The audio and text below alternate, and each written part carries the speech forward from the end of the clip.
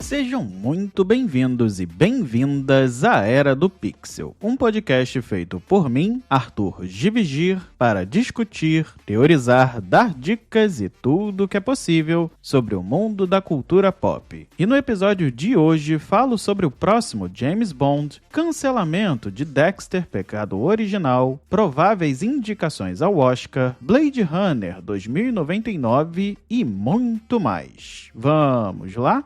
Começando o podcast falando sobre 007, o ator Austin Butler, que foi um dos cotados pela grande mídia para interpretar o personagem de 007, o James Bond, afirmou durante uma entrevista que não pretende assumir o papel do personagem por ser americano. De acordo com o Deadline, ele considera que caso interpretasse o espião britânico seria um sacrilégio. Ele destacou ainda que adoraria trabalhar novamente com Denis Villeneuve, diretor do próximo filme do 007, mas apenas como um vilão. Essa já é a segunda declaração parecida em que um ator diz que não pretende interpretar o personagem por ser americano. Recentemente, Glenn Powell também afirmou que um texano não deveria viver James Bond. A Paramount decidiu não seguir em frente com a segunda temporada de Dexter, Pecado Original, um prequel que foi lançado em dezembro de 2024 e que mostrava a juventude de Dexter nos anos 90. Apesar do anúncio inicial da renovação em abril, a série chegou a entrar em hiato e nunca teve a produção agendada para a continuação. De acordo com a Variety, esse cancelamento ocorre em meio à fusão da Skydance com a Paramount e a reestruturação do Showtime, que vem reduzindo seu número de produções originais. E o foco agora, Dexter A Ressurreição, uma sequência direta de Dexter e Dexter New Blood, que trouxe o Michael C. Hall de volta ao papel e já conquistou uma boa audiência com 94% de aprovação no Rotten Tomatoes. E um longa animado que fez bastante barulho na Netflix recentemente, Guerreiras do K-Pop, foi lançado nos Estados Unidos no cinema por apenas 2 dias, com sessões limitadas, e alcançou a incrível marca de 18 milhões de dólares, superando até mesmo o terror Weapons da Warner Bros. De acordo com o Deadline, apesar do sucesso, a Netflix não estaria divulgando números oficiais, o que vem gerando críticas à empresa, já que o longa tecnicamente superou e liderou o ranking do fim de semana. O filme é produzido pela Sony e todo o trabalho de animação foi feito também pela Sony Imageworks. Porém, a Netflix pagou 125 milhões de dólares pelo projeto, que já é visto como uma aposta certeira de franquia, com potenciais sequências e spin-offs. Só para se ter uma ideia, o filme deve se tornar o mais assistido do streaming, superando as quase 231 milhões de visualizações globais de Red Notice, ou Alerta Vermelho em português, e contou com Dwayne Johnson, Chris Evans e Gal Gadot.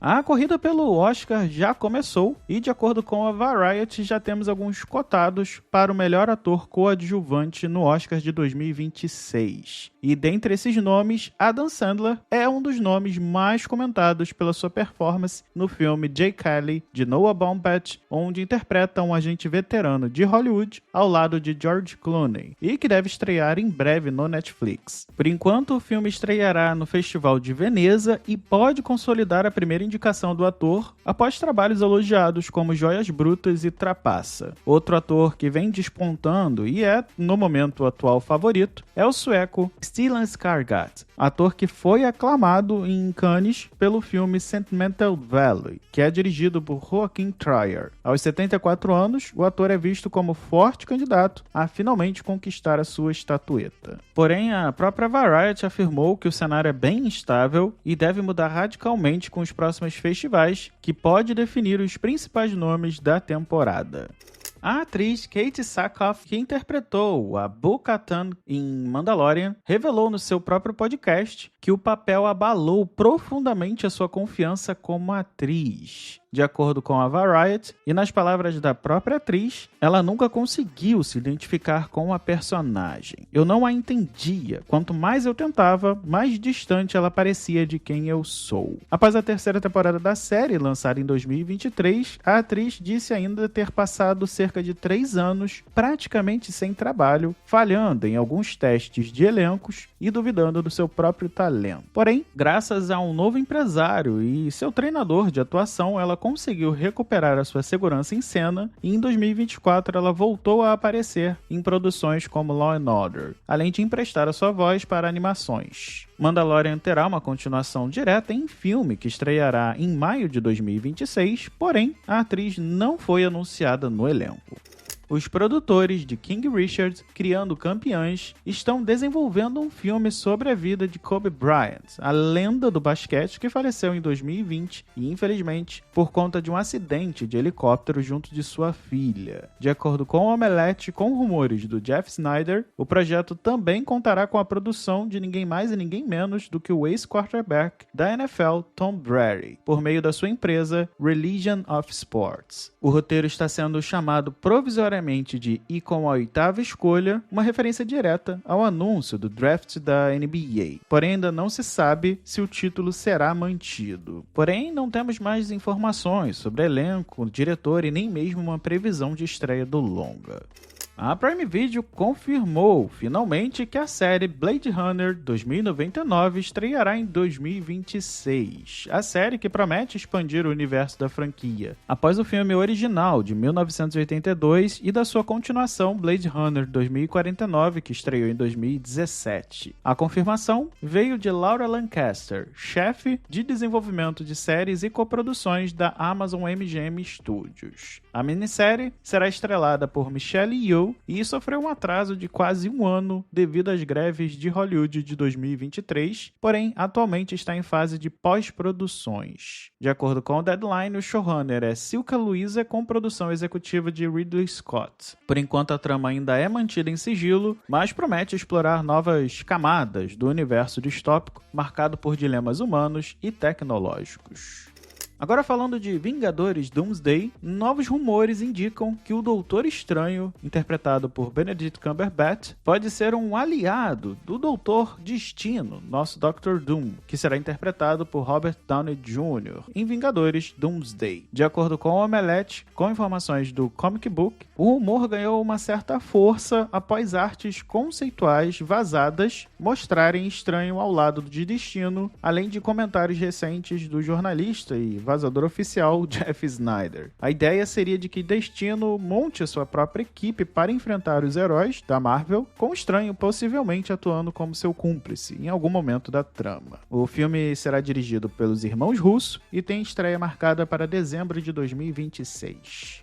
Durante um painel na Fan Expo Chicago, o ator Rainn Wilson, que interpretou Dwight em The Office, revelou seu desejo de viver o personagem O Homem Borracha no novo DCU de James Gunn. Essa não é a primeira vez que o comediante fala sobre o personagem, inclusive já contou que já sugeriu algumas vezes ao cineasta para explorar o personagem, que foi criado em 1941 por Jake Cole e integrado a DC em 1966. O ator destacou ainda que adorava o herói desde a sua infância e elogiou o caráter cômico das histórias. Apesar dos rumores sobre uma possível adaptação circularem desde 2018, ainda não temos uma confirmação oficial sobre o personagem. E outro papo que revelou bastante coisa essa semana foi uma entrevista entre Margot Robbie e Colin Farrell para promover o filme A Big Bold Beautiful Journey, que estreará em 19 de setembro. De acordo com a atriz, o primeiro rascunho do filme Aves de Rapina de 2020 da DC trazia o Pinguim como o principal antagonista do filme. O roteiro, escrito por Christina Hodgson, precisou ser alterado quando Matt Reeves pediu que o personagem não fosse utilizado atualizado, já que planejava introduzi-lo em The Batman de 2022. Por conta disso, o principal vilão de Arlequina acabou sendo trocado pelo Máscara Negra, vivido por Ewan McGregor. Porém, hoje, o próprio Colin Farrell interpreta o Pinguim na série The Penguin de 2024 e ficou bem surpreso com a revelação, que além disso pediu uma cópia desse roteiro original. A atriz afirmou ainda que guardou uma cópia desse roteiro no seu próprio computador. E fechando as notícias da DC, em uma entrevista, James Gunn afirmou que a nova temporada de Pacificador não deve ser vista como uma trama de multiverso, mas sim de dimensões alternativas. Segundo ele, e de acordo com o Omelete, milhares de pequenas permutações da mesma realidade estariam sendo relatadas na série, enquanto nessa história o personagem de John Cena faz viagens dimensionais para realidades totalmente diferentes. E uma delas é muito parecida com a nossa, mas outras não são. James Gunn enfatizou ainda que a ideia é explorar o conceito de realidades completamente diferentes, sem repetir a abordagem de múltiplas variações do mesmo universo. Agora falando rapidamente sobre games, um dos jogos mais esperados dos últimos anos, a continuação de Hollow Knight, Silksong, ganhou uma data de estreia. De acordo com a IGN, o game será lançado em 4 de setembro de 2025, ou seja, já na próxima semana, para Nintendo Switch, Switch 2, PlayStation 4 e 5, Xbox Series X e S e além de PC. Em uma entrevista, os cofundadores da Team Cherry falaram ainda que planejam mais conteúdos adicionais para o novo game, que deve ganhar novidades já para os próximos meses e até mesmo anos.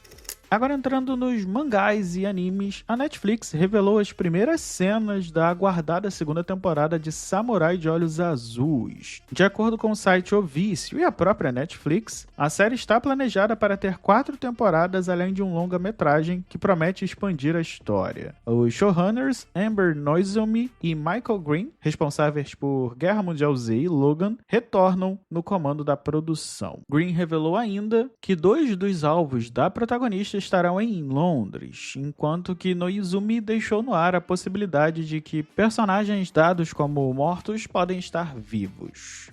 O mangá de Hunter vs Hunter finalmente retornará no dia 7 de outubro na Weekly Shonen Jump. O volume 38 também foi confirmado com o lançamento no dia 3 de setembro no Japão, trazendo a capa com o protagonista Gon em destaque. De acordo com o Jovem Nerd, a notícia veio após alguns anos de incertezas e longos períodos de pausa devido à saúde do autor. No Brasil, o título é publicado pela editora JBC e já tem 2 adaptações em anime, uma de 99 e outra de 2011, disponíveis na Crunchyroll e no Netflix. Durante a Gamescom, tivemos o anúncio do anime de Sekiro, porém, alguns fãs suspeitaram que o anime poderia ter sido feito com inteligência artificial, e de acordo com a IGN, a produtora, Kizilla, emitiu uma nota oficial garantindo que a produção é totalmente feita à mão. A série é um fruto de colaboração entre a Kizilla, Arc e a Kadokawa, e será lançada exclusivamente na Crunchyroll de 2026. Ainda de acordo com o estúdio, podemos confirmar que nenhuma IA está sendo utilizada na criação ou produção deste anime. A preocupação surgiu porque o site oficial da Kizilla menciona o uso de IA em outras produções, além, é claro, da própria Crunchyroll, que entrou em polêmicas ao acreditar o ChatGPT em legendas de um anime em 2024. E fechando as notícias de hoje, o filme Assim Falava Kishibe Rohan, o Confessionário, lançado nos cinemas japoneses em maio, será adicionado ao catálogo do Prime Video em 12 de setembro. Porém, de acordo com o Omelete, ainda não temos uma confirmação se o longa estará disponível simultaneamente no Prime Video Brasil. A trama acompanha Rohan Kishibe, mangaka excêntrico que investiga mistérios sobrenaturais em suas pesquisas. O personagem foi introduzido em JoJo's Bizarre Adventures Diamond is Unbreakable. A novidade é boa para os fãs que aguardam a adaptação da parte 7 do mangá. Falando agora das principais estreias da semana, no dia 28 de agosto chegará aos cinemas O Último Azul, o filme nacional, vencedor de 3 prêmios na 75ª edição do Festival de Berlim, incluindo o Urso de Prata, o grande prêmio do júri, que contará a história de Teresa, interpretada por Denise Weinberg, uma mulher de 77 anos e que mora numa cidade industrializada da Amazônia e é convocada oficialmente pelo governo a se mudar para uma colônia habitacional educacional compulsória. Nesse futuro distópico, os idosos desfrutam, se é que podemos dizer assim, de seus últimos anos de vida, enquanto a juventude do país trabalha sem no que eles chamam de se preocupar com os mais velhos. Antes do exílio forçado, ela embarca numa jornada pelos rios e afluentes da região para realizar um último desejo, algo que pode mudar seu rumo para sempre. O filme conta ainda com Rodrigo Santoro e é dirigido por Gabriel Mascaro. Você poderá garantir o seu ingresso pelo site ingresso.com. Bom, pessoal, por hoje é só. Todos os links das matérias estarão disponíveis na descrição. Caso tenha interesse em patrocinar o podcast ou fazer parcerias, basta enviar uma mensagem em uma das redes sociais que deixarei os links aqui na descrição. Aproveitando, queria pedir que continuem compartilhando, sigam na sua plataforma favorita e, se possível, deixem um review no Apple Podcasts ou uma avaliação no Spotify, para que assim a Era do Pixel chegue a mais pessoas. Uma ótima semana e até a próxima e fui!